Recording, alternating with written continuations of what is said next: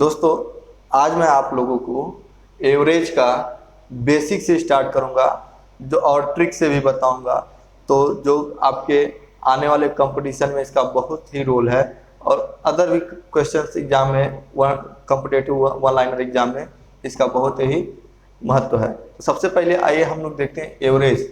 Average होता क्या है, ठीक है, यानी औसत।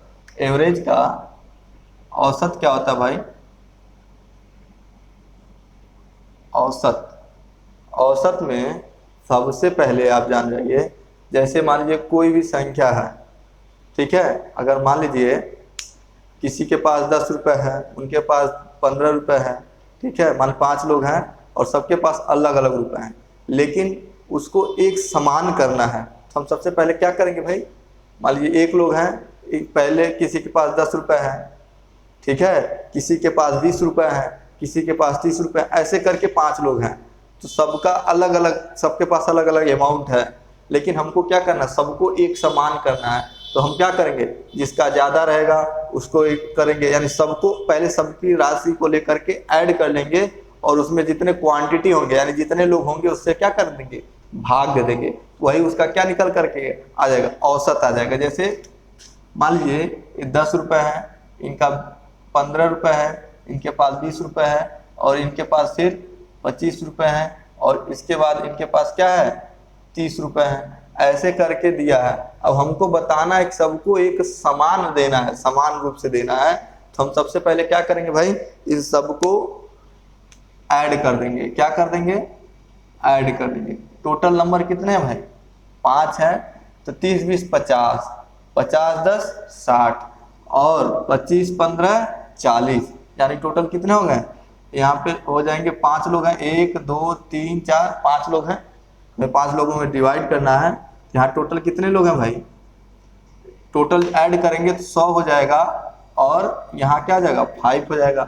डिवाइड करेंगे तो 20, यानी 20 रुपए सबको बराबर बराबर हिस्से में मिलेगा। यही एवरेज होता है। तो हम इसका एक फार्मूला क्या लिखेंगे? औसत बराबर दी गई संख्याओं का योग बटे संख्या, यानी जो नंबर दिया गया, जितने संख्याएं दी रहेंगी, वही इसका फार्मूला। जैसे अगर औसत बराबर क्या होता है?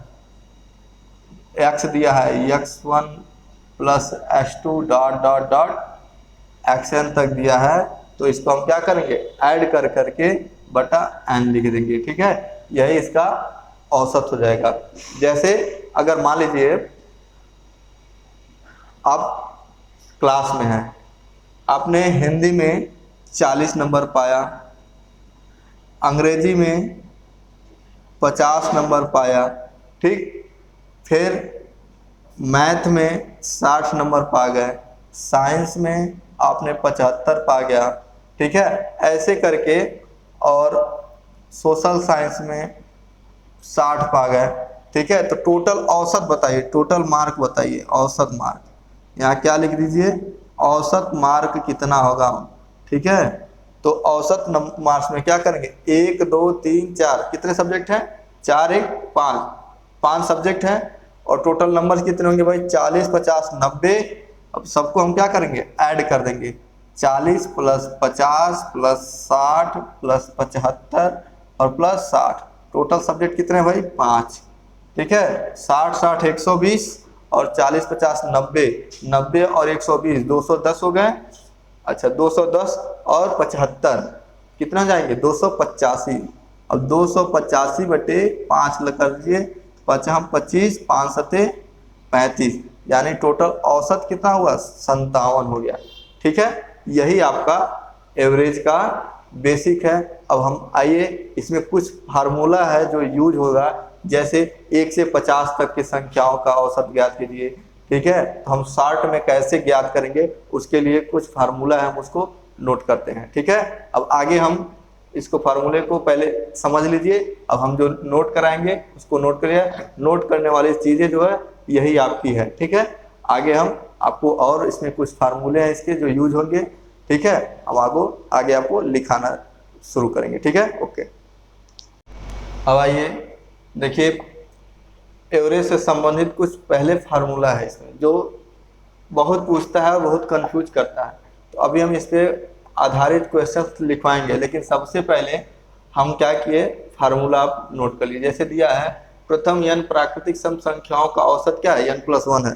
जैसे सम संख्या क्या है, अगर मान लीजिए 50 तक का ज्ञात करना है, 50 सम संख्याओं का ज्ञात करना है, तब क्या करेंगे, 50 धन 1 कर देंगे, 51, यही आपका सम संख्या हो जाएगा। ठीक, अगर आपका दिया प्रथम n प्राकृतिक विषम संख्याओं का औसत कितना है, n, तो मान लीजिए कोई भी नंबर विषम संख्या ले लीजिए। ठीक है, तो अगर मान लीजिए 17 है तो 17 तो क्या हो जाएगा, विषम संख्या यही हो जाएगा। ठीक, प्रथम n प्राकृतिक विषम संख्याओं का औसत n है तो उसका क्या जाएगा, n ही होगा उसका। ठीक, अच्छा, n प्राकृतिक संख्याओं का औसत, अगर n प्राकृतिक संख्याओं का औसत दिया है, मान लीजिए 20 या 15 जो भी दिया हो, क्या करना, उसका औसत ज्ञात करना। तो क्या कर देंगे उसमें, जैसे मान लीजिए 20 दिया है तो 20 + 1/2 कर देंगे, यही इसका औसत आ जाएगा। ठीक, अब दिया है प्रथम n प्राकृतिक संख्याओं के वर्गों का योग। ठीक है, n+1 2n+1, जैसे मान लीजिए आपको दिया है 20 प्राकृतिक संख्याओं, यानी 20 संख्या है। ठीक, 20 संख्याओं के वर्गों का योग, 20 भी संख्या में 400 होगा, उससे करेंगे नहीं, तो 20 + 1 21 हो जाएगा, और 20 दूना 40 + 41/6, इस तरह का हम करेंगे तो यह क्या जाएगा, इसका ये फार्मूला निकल जाएगा। ठीक, अब प्रथम n प्राकृतिक संख्याओं के घनों का औसत दिया है n+1/4, फिर किसी a b c d n लगातार संख्याओं का औसत a + n/2, सातवां दिया है कि संख्या, यानी जो भी है ये फार्मूला है। अब इसी पे आधारित हम लोग आइए क्वेश्चंस करते हैं। तो सबसे पहले हम क्या करेंगे, इसको नोट कर लीजिए आप फार्मूले को, और इसी के पे आधारित आप अगला क्वेश्चन हम इसी पे करा रहे हैं। ठीक है, तो आइए हम लोग एक एक करके देखते हैं। सबसे पहले आप इसको नोट कर लीजिए। ठीक है,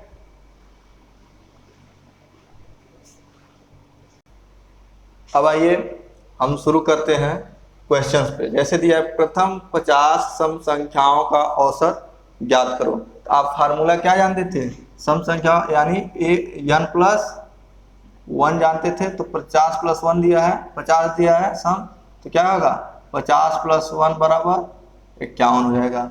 53 विषम संख्याओं का औसत ज्ञात करो। तो 53 विषम संख्याओं का दिया है, तो अच्छा n आप क्या जानते थे, विषम संख्याओं का औसत क्या होता है, n होता है, तो इसका आंसर क्या हो जाएगा 53 हो जाएगा। अब थर्ड में चलेंगे, प्रथम 55 प्राकृतिक संख्याओं का औसत ज्ञात करो। अच्छा, प्रथम 55 प्राकृतिक संख्याओं का औसत ज्ञात करना है, तो आप जानते हैं प्रथम n प्राकृतिक संख्याओं का औसत क्या होता है, n+1/2, तो यहाँ क्या आ जाएगा 55 + 1/2 यानी 56/2, आपका आंसर क्या आ जाएगा 28। ठीक है, अच्छा, अब चलेंगे चौथा क्वेश्चन में, प्रथम 10 प्राकृतिक संख्याओं के वर्गों का औसत कितना है। जब वर्गों का, किसी भी n प्राकृतिक संख्याओं के वर्गों का औसत का फार्मूला हम क्या बताए हैं, n+1 और 2n+1/6, ये था प्रथम 10 प्राकृतिक संख्याओं का औसत। इसमें हम पुट कर देंगे 10 × 10 + 1 क्या आ जाएगा 11 हो जाएगा, 11 गुणे 10 दूना 20 और 1 21, 21/6, और बस 3 दूना 6, 3 सत्ते 21, 11 सत्ते 77/2। अब इसको डिवाइड कर दीजिए आप। 77 का आधा कितना हो गया भाई, बताइए, 77 का आधा यानी 2 3 6, 2 8 16, 38 दशमलव और 2 5 10, 38.5 हो जाएगा। ठीक है, अब चलेंगे प्रथम 10 धन पूर्णांक का और पूर्णांकों का औसत कितना होगा। अच्छा, यानी प्रथम 10 धन पूर्णांक 1 2 3 4 5 100 है। ठीक है, डॉट डॉट 100 तक दिया था, और आप जानते हैं a + a b c d dot dot ऐसे करके जो भी संख्या दिया हो, तो इसका औसत हम क्या ज्ञात करते थे, a + 1/2, a प्लस 1/2 क्या ज्ञात करते थे? अच्छा नहीं, a plus n/2, a plus n/2 यानी यहाँ a की वैल्यू क्या होती थी? 100, a की वैल्यू 1 प्लस 100/2 यानी 101/2। आपका आंसर क्या आ जाएगा? 51। ठीक है, अब आप इसको नोट कर लीजिए। अब इसी पे आधारित अब इससे आगे और ज्यादा क्वेश्चंस मिलेंगे जो हम आपको कराएंगे। ठीक है, और आप इसको नोट कर लीजिए। अब देखिए ये जो है आपका 101/2 यानी 50.5 हो जाएगा। ठीक, एक बार रिवाइज कर लीजिए, आपका फार्मूले पे सब टोटल पुट है क्वेश्चंस, आप इसको देख लीजिए। ठीक है, प्रथम 55 तो n+1/2, प्रथम 100 आपका यहाँ 50.5 इसका आंसर आ गया। आप इसको नोट कर लीजिए, फिर अगले क्वेश्चन पे हम लोग चलते हैं। ठीक है।